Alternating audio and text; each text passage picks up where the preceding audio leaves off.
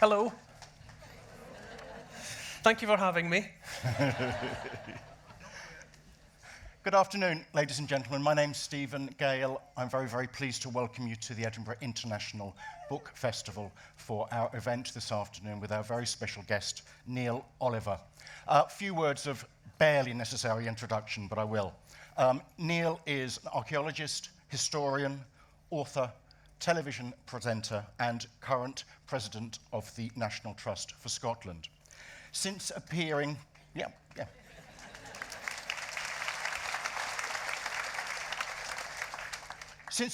in Two Men in a Trench for the BBC in 2002, Neil has become well known to us for his television programmes, which include the Coast series, The History Detectives, A History of Ancient Britain, Vikings, Cleopatra, and many more. He trained as an archaeologist, qualifying in 1988, and worked for many years as a journalist, including, among others, The Scotsman, The Herald, and The Guardian. His books include A History of Ancient Britain, A History of Scotland, Master of Shadows, and most recently, The Story of the British Isles in 100 Places, which we're going to be discussing this afternoon. It's Neil's personal account of what makes the British Isles special, told through the places that have witnessed the unfolding of this shared history. We'll be sure to leave some time for your questions towards the end, and there will be a book signing in the signing tent adjacent to this venue immediately after the event. But please join me again in welcoming Neil Oliver. Thank you. I wondered if I could invite you, as a way of introducing the book and introducing the themes. You say quite early on, quote, "There are places in Britain where the world feels old." Could you just answer that, and just telling us a little about the writing of the book as you do so? I think I meant various things, or there are various thoughts folded into that sentence. It's to do with, I think, I wrote the book because I felt that we were living through, interesting times in terms of the Chinese curse. Very high temperature, febrile, a lot going on, a lot of changes, a lot of unpredictability about the future, and I felt that some of that had potential to change the face of the British Isles as we've understood them for a few generations, and I wanted to go on record, I suppose. I wanted, no matter what else happened, I wanted it to be on record about how strongly I felt my love of the whole place. That's the whole archipelago of the British Isles, which was a love that, to some extent, I was born with, I was certainly raised with, in a family that were very keen on travelling around the countries of the British Isles. But my experience of 15, 20 years of making television, I'd had this incredible, intense, bespoke tour that had just ramped up by orders of magnitude the strength of feeling that I have. And I've described this as my love letter to the British Isles, which it is. And so I wanted to go on record as putting some of that strong sentiment on paper before anything else happened. And I certainly knew that part of my, I suppose, frustration with everything that was happening was that I feel that the concept that we have of the archipelago with the national boundaries that are upon it is a very modern, very thin, shallow veneer over something that, to me as an archaeologist, feels much, much deeper. And I've always been much more interested in the great depth, what the historians of the Annales School, Fernand Braudel and the rest, called the longue durée, the long term.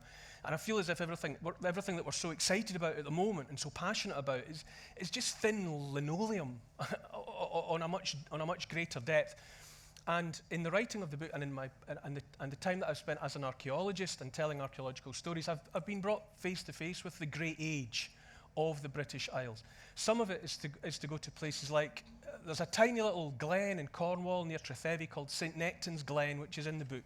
And I'm sure for many people it will be an unfamiliar name. And it's just what it says. It's a steep-sided rock cut glen with a waterfall that tumbles from about 60 feet above. It lands in what they call in that part of the world a keeve, which is a bowl, a natural worn bowl in the rock. And then a hole has worn out of the bowl, and it tumbles out. And it's like, for all the world, it looks like a specially made water feature, but it's completely natural. It's been claimed by the Christian pilgrim St. Nectan, but no doubt he was directed to it by people for whom it was already a sacred place. And you can stand in St. Nectan's Glen and you know, without being told, that it's one of those special places that we all have in the landscape. There'll be places that each of you have, places that you've visited, places that you're drawn back to. There's a wordless, inexpressible feeling of being in the right place at the right time when you're in those places. And they're not all the same places for the same people, but St. Nectan's Glen was one of them for me. And standing in it, you get a sense that people have been going there since a time before forever. You just feel that people have been drawn there because they have got some kind of solace from the way in which the elements conspire there. You know, the rock, the light, the water. It all comes together just in some way that's impossible to express, to make you feel you think that the cares of the modern world feel far away in places like St. Nectan's Glen. And I find that I get a great sense of reassurance from going to those places. The first place in the book is Haysborough in Norfolk. Norfolk's very soft. It's near the coast. It's largely composed of soft silts and sand, and the sea is eroding it at a terrifying rate. But a number of years ago now, there was a collapse of cliff, and what was exposed underneath was a surface that had been sealed away for a very, very long time. And someone sharp-eyed noticed footprints, human footprints, and wondered, now how could that be? Because that hasn't been exposed for, well, who knew how long. And to cut a long story short, it was established that the footprints were made by Homo antecessor, an ancestor of ours as much as 950,000 years ago. You know, the best part of 1 million years ago. Now, I don't know how you feel when you hear about the notion that underneath all of what we're worried about at the moment, there were people walking on the beach the best part of 1 million years ago who weren't even our species. He's not even Homo sapiens. And I feel that where we are is rented accommodation, and we're just the latest tenants of it.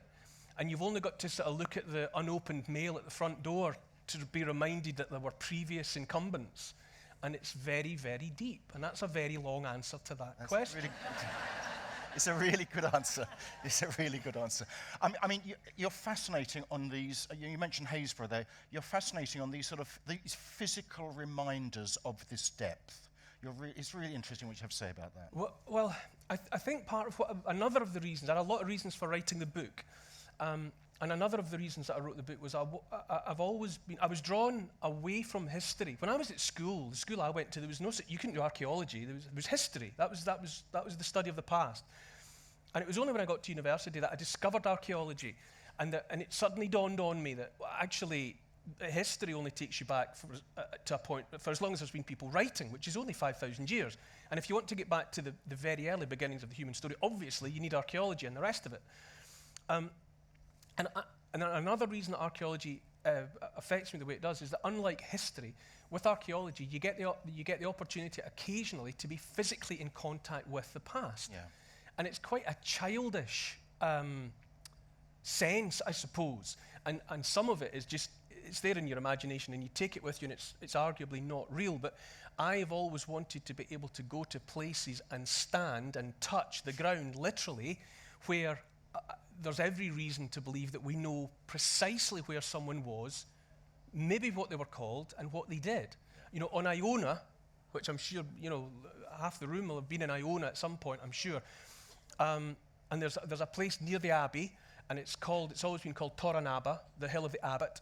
And the guides I've always told people that it was where Columba had his own cell, some little wattle and daub building that he had constructed for his own, you know, time alone with his God.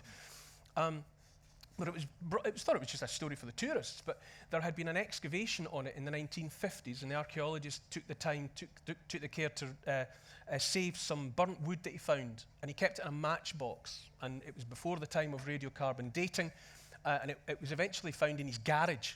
He'd kept amongst the hoard of stuff that he had kept long after he retired and died, was this matchbox full of burnt wood, and it was radiocarbon dated relatively recently, and found to overlap precisely with the lifetime of Columba. right? So it was burnt wood from a structure that had been on Toranaba at the time, radiocarbon dating, in terms of radiocarbon dating, that means that it was almost certainly the building right enough that Columba was in. And to have somewhere in the landscape of Scotland in this instance where you can go and touch the rock and know that a named person from history, one of those people with only one name, you know, like a Madonna, you know, or a Beyonce, like Columba, one of those people, you put your hand down on the rock and know that he was there. Now, it's not to do with Christianity, although it might be, but it's that sense that there are places in the landscape where you can go and you can stand on the same place. Funnily enough, just as I was sitting in the author's yurt, as they're calling the green room here, where you wait to come out here, one of my friends sent me a photograph of us together with other people in 1985 at the first dig I was ever on in a place called Loch Doon near Dalmellington in Ayrshire. And it was really there. I had started studying archaeology in 1984, but it was this dig that made me into an archaeologist. And I just knew that I wanted to be an archaeologist forever and ever and ever.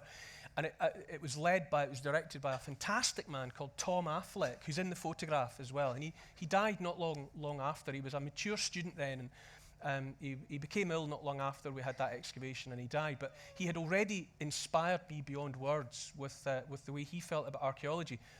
And it was one of those excavations where the rains came and didn't stop, and it was truly miserable in many respects. And some of the site got inundated, and the trenches flooded. And one sort of bleak day, Tom took me away to a bit of ground not far away from where the main trenches were.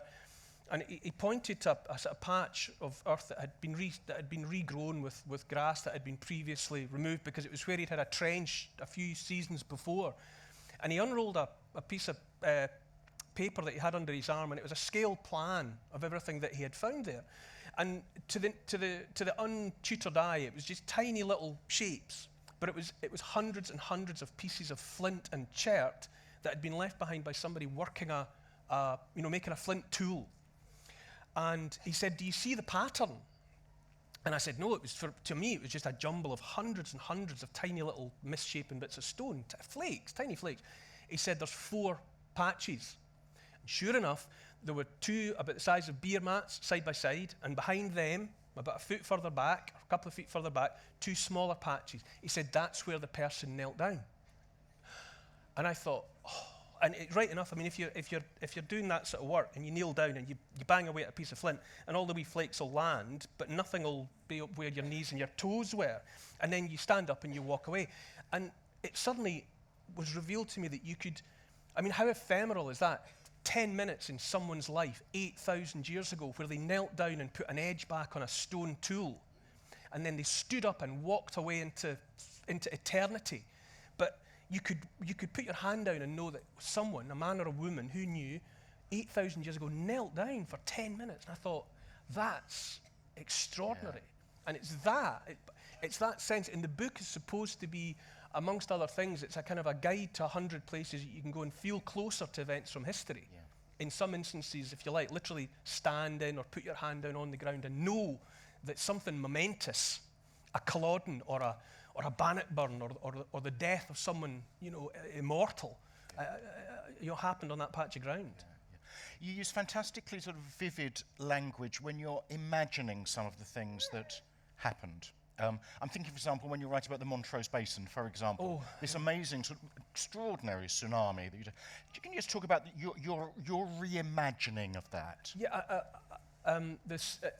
We were, for the longest time after the ice retreated at the end of the last ice age, we were a peninsula of northwestern Europe. We were connected, and the first people that came back in sort of 12, 13, 14,000 years ago just walked in. There was no English Channel, and much of the North Sea was dry land.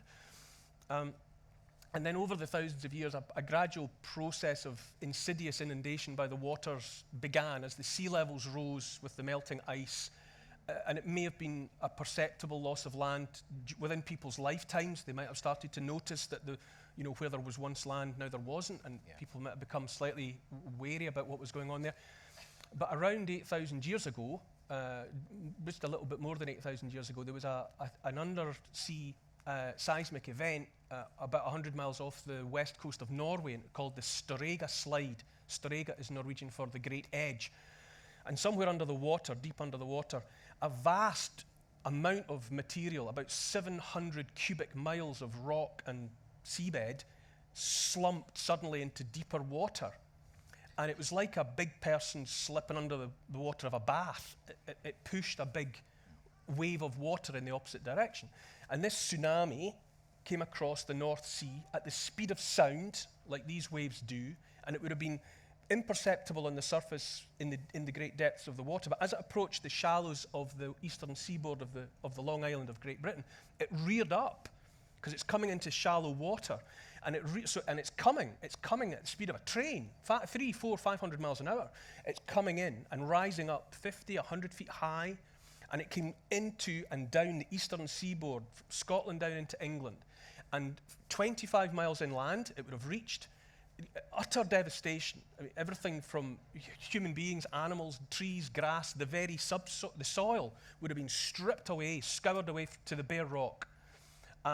Any living thing caught in it would have just been, obliterated, vaporized by the impact. And in that moment, we were cut away from mainland Europe forever. We became a set of islands at that point. A process that had been gradual was finished, all in one cataclysmic event. And the English Channel was created, and the North Sea was created, and what had been Doggerland sort of between us and the Low Countries was obliterated or flooded, and became the rich fishing grounds of the Dogger Bank, all in that instant. And I mean, people would have been killed. You know, the Mesolithic hunters who were there at the time would have a lot of them would have occupied that land, that strip of land, the coast between the land and the sea, because it was rich in resources, shellfish and all the rest, things that they could live on, and they would just have been obliterated. But you can go to Montrose. There are a few places you can go. The Montrose Basin is the largest saltwater estuary in Britain, and geologists open up holes in the ground just inland, and where there should only be dark soil, you know, broken down grass and turf layers down through the millennia, there's a thick band of pale white sand. It's like cream in a Black Forest gatto, and it shouldn't be there. And it's there because when the wave came in, like waves are, it was loaded up with sand.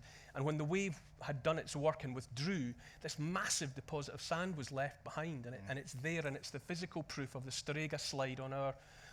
so that moment, so you can go to a place like Montrose, and rather than, I suppose, like the ephemeral notion of where someone knelt down 8,000 years ago, or where a man of God, you know, had his contemplative time with his creator, you can go to somewhere where the outline of the islands was actually being drawn, you know, and you get reminded that this is a work in progress. You know, when I say the British Isles, you probably get that sort of a weather map image in your head, and you feel as though that's what the British Isles are.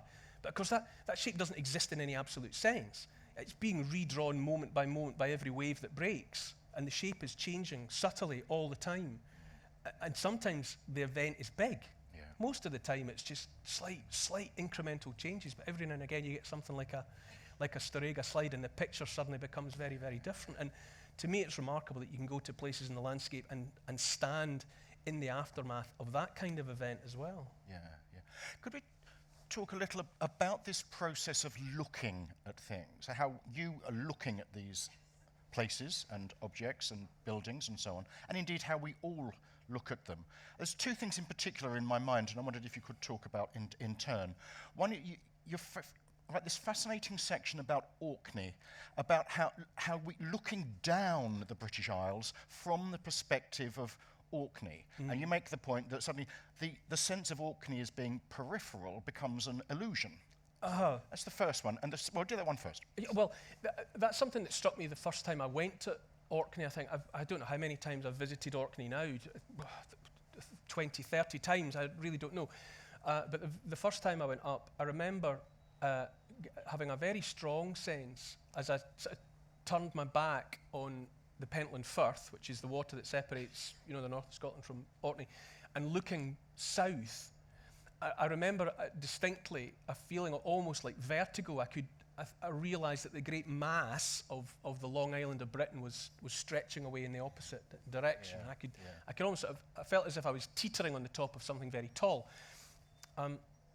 And it made me think about the fact that obviously we all generally, well, I'm making an assumption, but it's easy to assume that the gravitational pull of the British Isles is kind of London or the southeast of England, where there's a big bulk of population.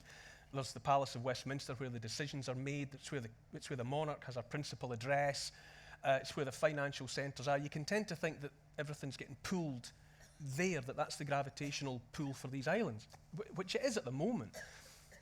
But you go to somewhere like Neolithic Orkney, which I've spent a lot of time being bamboozled by and absolutely having my mind boggled by, and you're reminded that 5,000 years ago there was a gravitational pull completely the other end.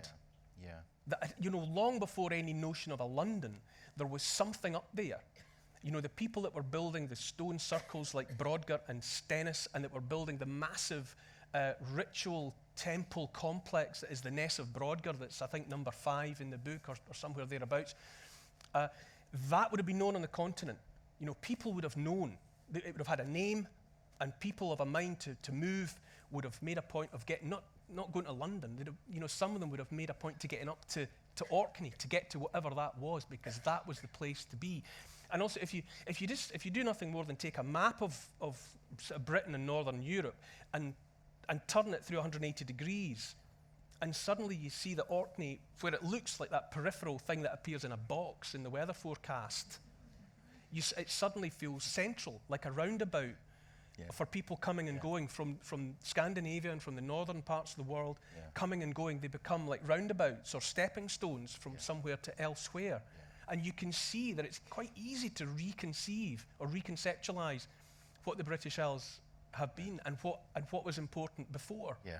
And the Ness of Brodgar might have been important for 1,000 years. Yeah. They were building it at the Ness of Brodgar. It's such a big hump of material that the archaeologists had just not looked at it. They hadn't seen it because they thought it was just a natural feature in the landscape. It's like 5 football pitches worth of material, many meters deep. And it was just assumed to be natural. It was only when they started excavating that they realized that it was 1,000 years of building and demolishing and more building and demolishing and more building and demolishing that's created what's effectively like a tell site in the Middle East. And it goes down and down and down and down, just one layer after another. And something was inspiring people to keep working there for 1,000 years. Yeah. And during that time, and then after 1,000 years, for reasons that we don't properly understand, they cleared away most of the buildings and they raised up one great big temple thing, a huge structure. It would contain a space about, a half of the size of this marquee that we're in now, with walls 12 feet thick and a roof of stone slabs, massive thing, white, visible for miles around. It was in use for about a generation, and then they leveled it. They held the mother of all barbecues. They slaughtered 300 head of cattle, which is enough beef to feed 10,000 people at one go. And they piled up all the shin bones from that feast around the perimeter of the building, and then they flattened it, and they leveled it, and they walked away from it forever. And they didn't do anything else at Ness of Brodgar until the archaeologists found it in 2010. And you think, what on earth was going on there? Yeah. And why was it so important? But it surely was. And it's worth being reminded that at other times, other places have been what mattered. Yeah. That's really interesting. And second thing, second type of looking, if you will, quite different. You write about the merchant city Glasgow, okay? And again, I want you to talk about what you're looking at when you're looking at those buildings, because what you're seeing is the history. I'm thinking of slavery and so on in particular. Just tell us about what you're seeing when you're looking at those buildings. Well, the merchant city, the merchant city, it wasn't called the merchant city at the time that it was built by merchants. But it was basically it was the warehouses and the other storage rooms and buildings that were built by the tobacco lords and others like them during that part of the 18th century when Glasgow was on the make, and the tobacco lords were some of the richest people, anywhere, and they built them between High Street and Buchanan Street. They built this grid plan of great buildings, great cathedrals to commerce.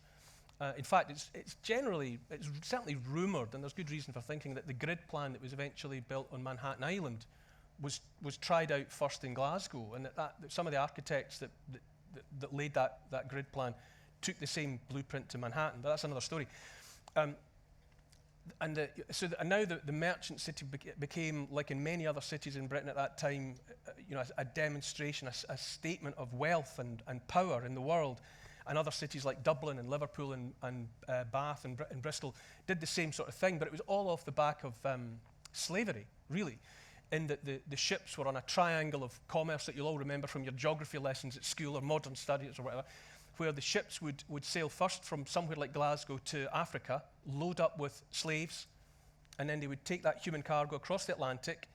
They would be offloaded and sold, and then the ships would be cleaned out and loaded up with tobacco from Virginia and those places, and then it would come back. And the wealth was staggering. I mean, I write in the book about the fact that Darcy in Pride and Prejudice is obviously a fictional character, but he would have been, if he'd been a real person, he would have been contemporary with someone like John Glassford, who was one of the tobacco lords.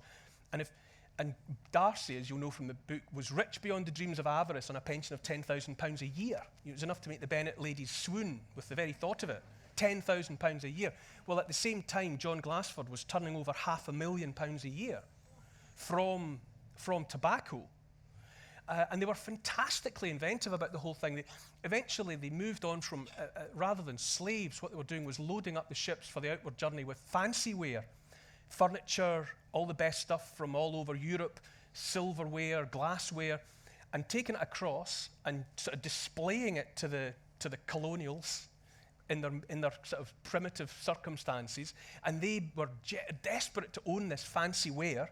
And rather than buy it, the tobacco lords extended the lines of credit, let them fill their houses with all these luxury goods. And then when it came time to come and buy they got massively into debt to the tobacco lords. They owed them fortunes. And then the tobacco lords were able to drive harder and harder bargains to get the tobacco at rock bottom prices there, and then bring it and sell it in Britain and Europe and make fantastic profits from it. And they left their names behind: Glassford Street, Jamaica Street for one of the territories, Tobago Street, all these characters. William Cunningham built as a private residence what we now have as the Gallery of Modern Art, on what was then Cow Lane, but was subsequently renamed Queen Street. And at the price of £10,000, he built himself a private residence that is now the Goma. And it's just to be, it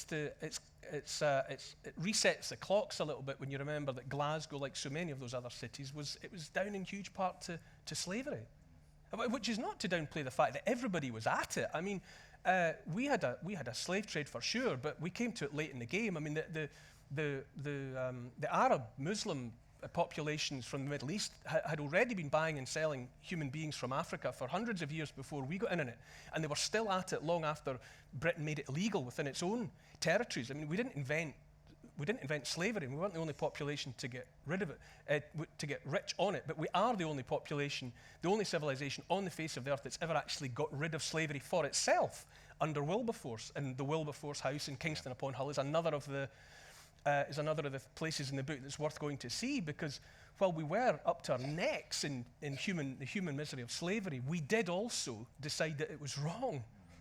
And we did make it illegal, and we did do away with it. How do we attach meaning to these places when we see them? And does that change, what we think of them change over time? Do you mean specifically in relation to anywhere that you have in mind? Yeah. For example, in the book, where would you... Something, well, even someone like Culloden would be a case in point, different thing. When we go there, that's a place which is basically, it's marked out, the area is marked out. Now, there is myth-making, you make the point, there's myth-making to do with that, but when we're looking at, what is that process when we're seeing something, and does that change? Oh, I think so. Obviously, I mentioned right off the top there, St Nectan's Glen. People take all sorts of things there in the modern era. If you go there now, people put up photographs of, it's children and loved ones and mums and dads, and they scratch what things like mum, kiss into mossy rock, and they leave children's toys and ribbons, and you can see, without having to be told, that people have gone there because of loss or worry or illness, and they've gone, frustrated by not getting what they need from whatever modern technology and modern medicine. And as a last resort, maybe they go to places like St Nectan's Glen. So you can see a kind of a palimpsest of need that's gone down and down and down. And you go back a few hundred years or several hundred years, and you get to the early Christianity, where people were looking for help, to control their lives, and they were looking for something to take comfort from. So that place, it changes and it stays the same. It's a place that people go to in time of need, but the way they express that need has evolved. Culloden is somewhere that I'm sure, if you've been and visited it in high summer, it's quite bizarre. I mean, most recently, NTS, National Trust for Scotland's had to be a bit worried about the wear and tear around the Fraser Stone, which is one of the clan gravestones, because of the Outlander television series, because the hero of Outlander is Jamie Fraser. And there's a big apocalyptic scene in the series where he fights at and, is at Culloden. And people are going on pilgrimage, and they're laying flowers and things on the Fraser Stone. And the NTS can't get the grass to grow. It's just become a muddy mess because of the sheer footfall of people that are going to see this stone. And also, people go and they celebrate every kind of every aspect of Scotland and England. So you get people that go kind of dressed up as William Wallace, who of course was famous for Stirling Bridge and and the Battle of Falkirk, hundreds of years before, and many hundreds of miles south. Yeah. But they go and they enact and they mourn the loss of Wallace and the wars of independence from way back. But they take all of that to Culloden. Yeah. Yeah. And even now, the historical truth of Culloden is hard to get at unless you take the time to read the books. Culloden, it's not Scotland v England, it's not Catholic v Protestant, it's not Highlander v Lowland. It was a pan-European civil war, and what happened at Culloden was essentially a sideshow in the War of the Austrian Succession, which, to underline the fact that it wasn't Catholic v Protestant, Britain was prosecuting the War of the Austrian Succession on behalf of Maria Theresa of the Habsburgs in Austria, and they were our ally in the War of the Austrian Succession, and that was a Catholic state. So it wasn't, and yet at the time, the Hanoverian government of Great Britain was Protestant. So you can't even say it was a Catholic Protestant fight, but it was France, as France had done from the time of John Balliol onwards, using Scotland to make trouble for England, or in this instance for Britain, because it was thought that if they could foment rebellion in Scotland, Great Britain would have to bring its army back from Europe, stop prosecuting the War of the Austrian Succession, and deal with trouble at home, which to some extent it did have to do. But after they had crushed the rebellion in Culloden, the British Army and the British government never again had to deal with that kind of trouble at home. That was it crushed really for the last time. But people still go to a place like Culloden and imagine what they want to imagine happened there, depending on whether they read a book by John Preble or whether they've seen Braveheart with Mel Gibson in it. They take whatever and they find the truth of it at Culloden. And I excavated along with a team. We were part of a team that excavated at Culloden, 42 men in a trench that you mentioned in that introduction. And I'll never forget, we found lots and lots of musket balls with metal detectors, and they were usually bashed, flattened because they'd hit something, and you were left to speculate what they'd hit. Was it someone's skull? Was it a rock? You had no way of knowing.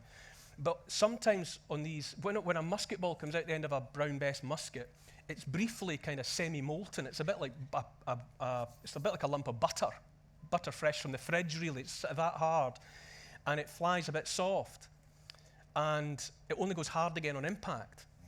And we found some of the musket balls with a flat face and a crisscross pattern on them, and we realised it was the imprint of plaid, because it hit somebody wearing tartan from far enough away that the musket ball had been slowing down, but it splatted, taken on the imprint of and rather than going through the plaid, had just fallen on the ground.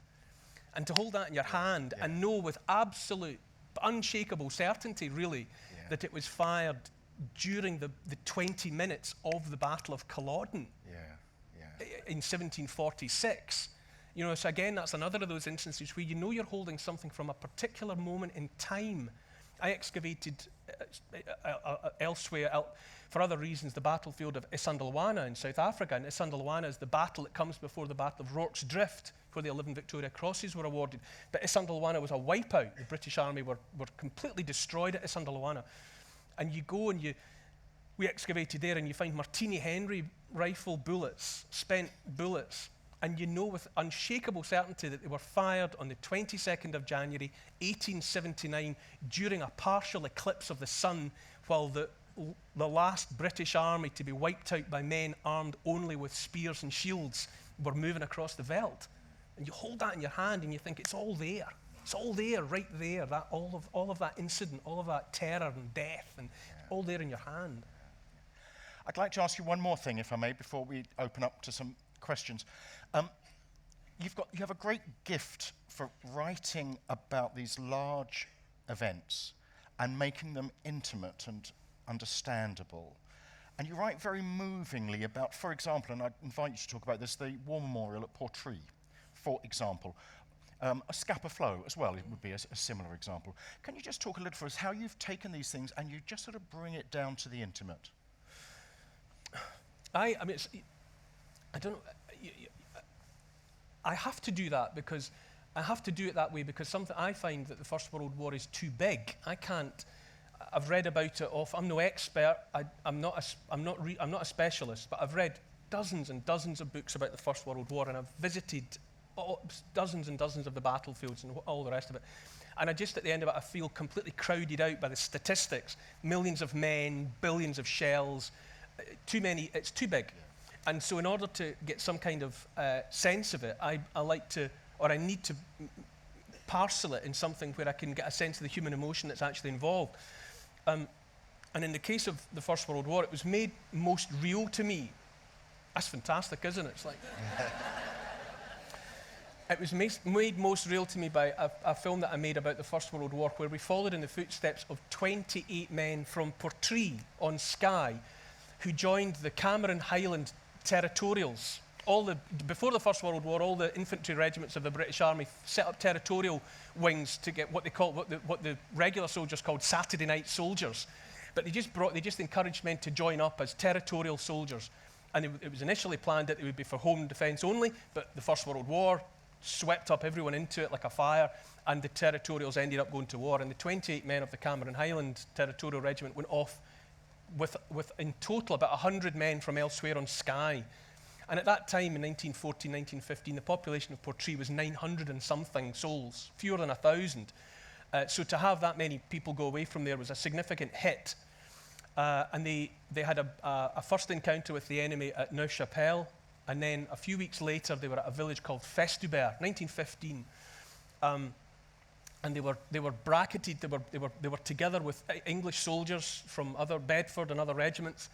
But in any event, the men from Skye went into action at Festubert, and they were running against an entrenched company of a Jaeger battalion, a hunter battalion, professional Bavarian soldiers, German soldiers, and they cut them to bits. The machine gun. The Germans were armed with machine guns firing 666 rounds a minute, and it was what you would imagine. And on a single day back in Portree, 13 telegrams arrived to say that men were dead. And of the 28 men that had gone away to the war from Portree, only 8 survived the war. It was a terrible... Scotland, by some estimates, or the west of Scotland, per head of population, was worse hit by the First World War than any other part of Britain. Although they didn't lose the numbers, as a proportion of the overall population, they did.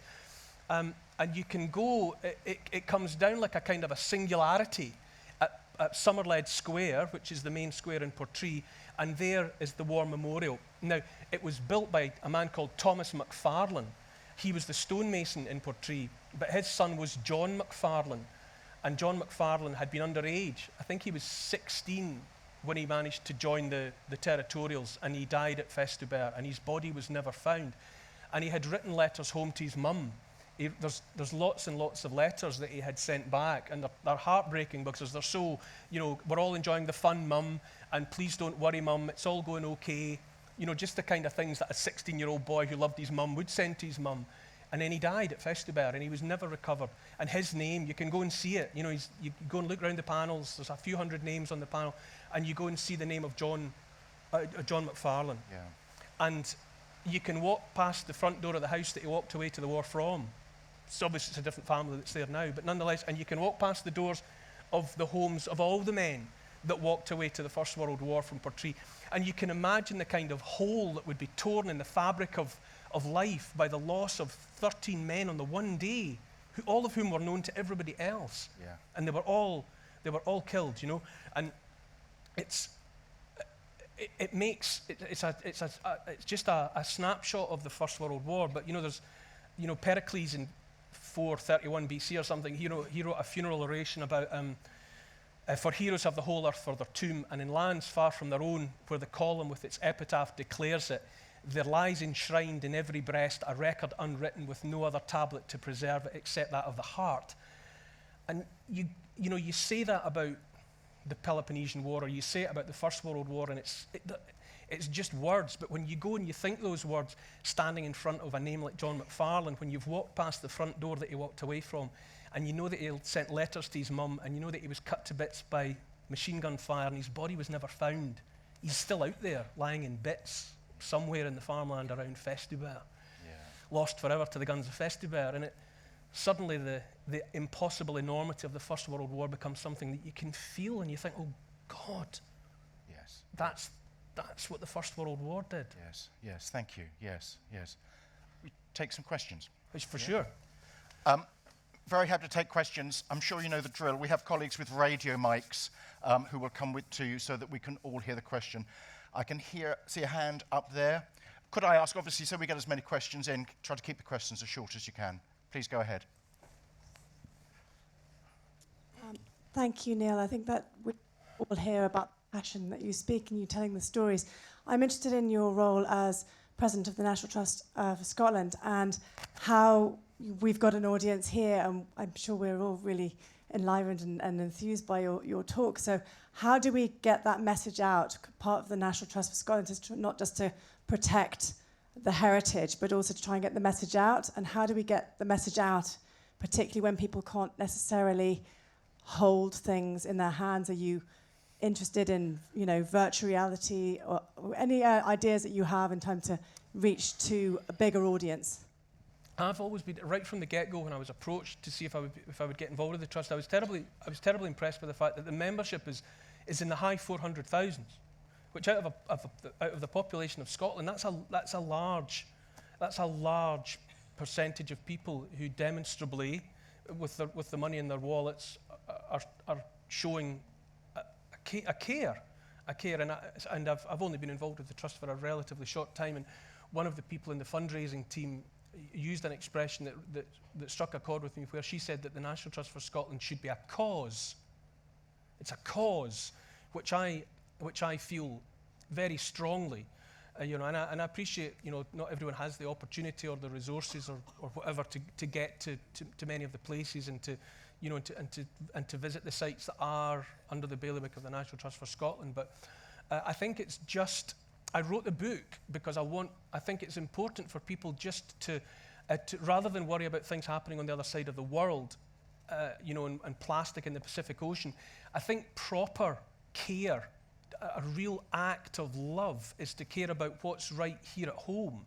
You know, it's more important to pick up a crisp bag off your own street and put it in the bin, because that's a real thing, than just to impotently worry about feeling impotent.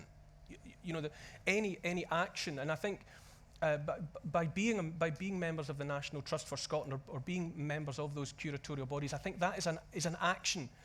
You're not just saying that you're a patriot or that you love Scotland, or that simple act of joining what I would consider to be the cause that is the National Trust for Scotland, I think is something that is important. That I feel that is how just by paying attention to Culloden, an application went in to build houses. Highland Regional Council turned it down. The developer appealed to the Scottish Government, and the reporter greenlit the development without a backward glance. And that sets a precedent. That means that anyone now is more likely to get permission to build in the vicinity of Culloden Battlefield. You know, so that place that you would think was hallowed earth for Scotland, for further afield than that, for Britain, it's the last pitched battle on British soil, and yet it could well be compromised by modern development. You think, well, do we love the country? Do we love the landscape or not? And if we do love it, and not just saying it, then we have to act like we do. Another question. Yep. Hi, Neil. Hi. I have, for some time now, had a long interest in the history of York, and I saw your documentary about Vikings, and it featured York a lot in it. I'm just curious to know, what's your favourite element of Viking and indeed historic York? Oh gosh, that's a big question. My favourite element of it, of Viking, you know, you've sideswiped me there. I'm trying to think. I mean, if I'm honest with you, as soon as somebody mentions the Viking project, it's the one that resonates with me. As soon as somebody says anything about the Vikings, it's Birka girl, it's the skeleton of a 10-year-old girl, maybe a Viking girl who was found in Lake Bjorko, on an island called Bjorko, Lake Mälaren actually, in central southern Sweden, and she was buried in a place of the highest honour in a cemetery on this island that's been forgotten about for 1,000 years. And it's this little girl buried in a red dress with a gold brooch that I think about. But when I think about the Viking story, generally in the context of Scotland and England and Ireland, it's really the extent to which they are woven through the flesh of these islands like fat through good meat. They are everywhere. And you don't really need to pick on somewhere like York is just one example. You know, the takeaway that I got from studying the Vikings in these islands and across Europe was the extent to which they permeate everything. And it's like in Kaiser Soze in The Usual Suspects. You know, the greatest trick the devil ever pulled was persuading the world that they didn't exist. You know, we've been taught to think that the Vikings disappeared, but they didn't. They just became us, and they're among us in this tent now. And that you'll see, anyone paying attention there will have seen that I just used sleight of hand to get away from a question I don't know the answer to. Another question. Just keep talking. Yeah. Okay, right up at the back there, and then over on the left.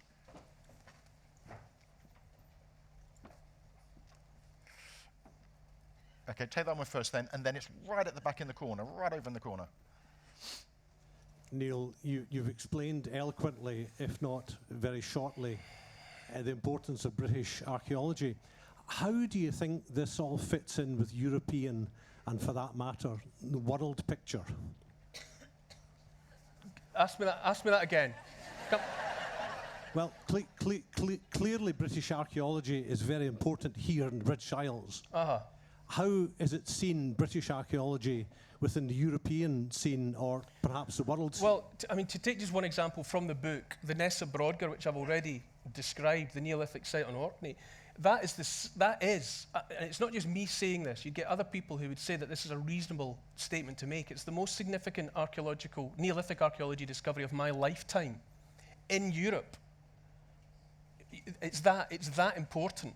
The discoveries that have been coming out of the ground in Nessa Brodgar on Orkney for the last 10 years have forced archaeologists in certainly Western and Northern Europe to rethink what they understand about the nature of the Neolithic everywhere. You know, so there are discoveries that have come to light. You know, the altar the face of everything. You know, there are various instances, there are various things that you can point at in British archaeology that are the oldest, the most complete, the most significant. You know, this is a treasure house of archaeology, and I don't think anyone gets to within world archaeology and within European archaeology. You know, the contribution and the importance of British archaeology is off the scale. The world archaeology, European archaeology is regularly being rewritten by discoveries here. Right up at the back. Yep. Oh, thank you for your talk. Second to Orkney, of course, is Outer Hebrides, Callnish, and other standing stone circles round about. And of course, in the island of Barra, it's full of history of the wheelhouses, many other things. Are they included in your book? No. No. Why not? The 100 places are the places that suggested themselves to me. You know, people have said to me, "How did you come up with them?" And I didn't really. They were the ones that I didn't have to think about. They're like, if I close my eyes, they are the places that seem to me the most significant. And I knew that if I just put them in chronological order of all the places I had seen out of the thousands of places that I had visited around the islands, the British Isles, I thought these would tell the story that I understand of how we have come to live in this society that we do. There are tangential Callanish. Callanish is there in the book. It's just not one of the 100. It's just not one of the 100 places. I mean, there's no doubting the significance of these places. The stone circles, that building of that making of circles, the henges, the standing stones. It's oldest in the north. You know, it's spread south. We know that Stonehenge and Avebury are 400, 500 years younger than the henges on Orkney. So whatever was the science or the religion or the compulsion to try and, you know, make sense of the cosmos in that way, it started in that part of the British Isles and spread in the opposite direction. So, you know, the significance of places like Callanish. There's mentions as well of the passage graves in Ireland, on the east coast of Ireland. You know, they're as old as as anything that was happening comparable in Egypt at the same time, or older. And the contribution, back referencing to that earlier question about British archaeology, you know, the contribution that understanding the story of the British Isles makes to understanding Europe and the world, I don't think can be underestimated. I think it's a purely personal view, but this is my favourite place in the world. I wouldn't go and live, I wouldn't go and study anywhere else in the expectation of finding it as interesting or having more to say than the British Isles. So that's why I was motivated to write the book in the way that I did. We've got time for one more. Yeah, see, up there. Hello.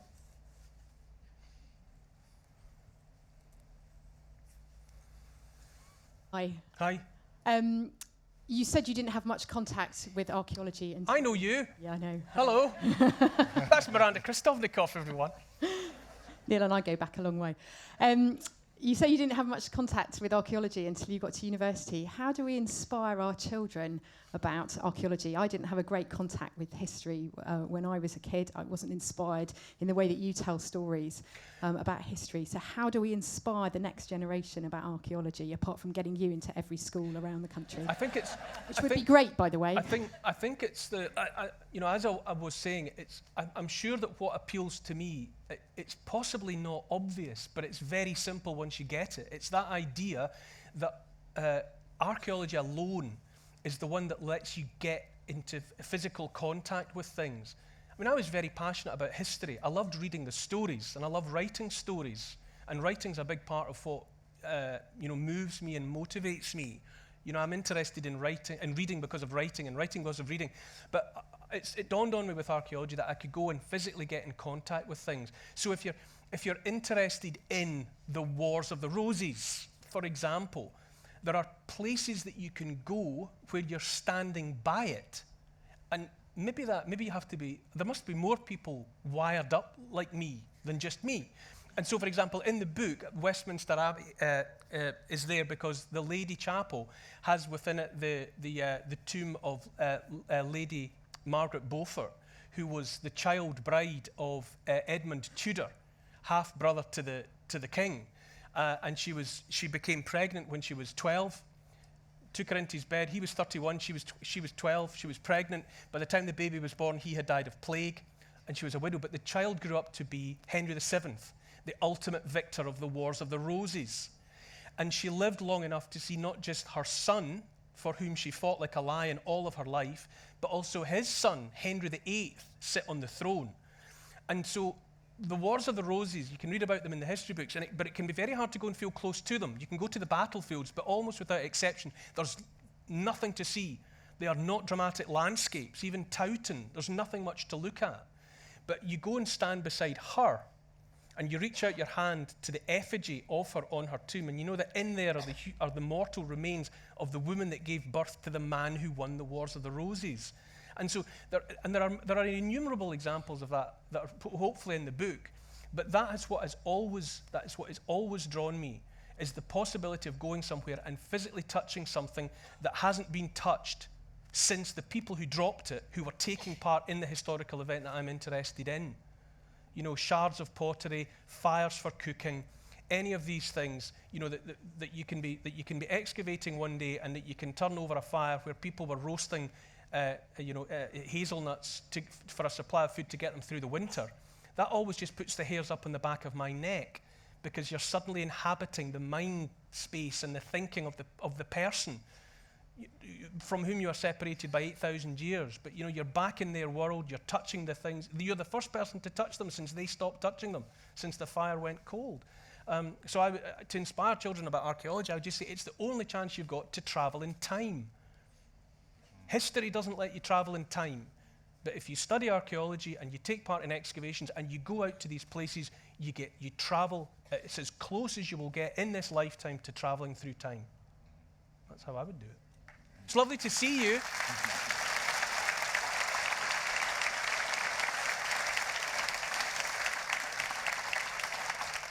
As I mentioned at the beginning, ladies and gentlemen, Neil will be signing copies of his book in the signing tent adjacent to this venue immediately after the session. But yes, please join me again in thanking Neil Oliver. Thank you.